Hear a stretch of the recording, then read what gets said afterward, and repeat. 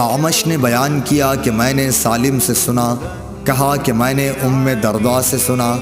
आपने फरमाया कि एक मरतबा अबू दरदा आए, बड़े खफा हो रहे थे। मैंने पूछा कि क्या बात हुई जिसने आपको गज़बनाक बना दिया।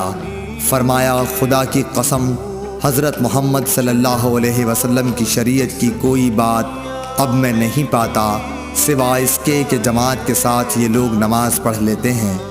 सही बुखारी हदीस नंबर 650।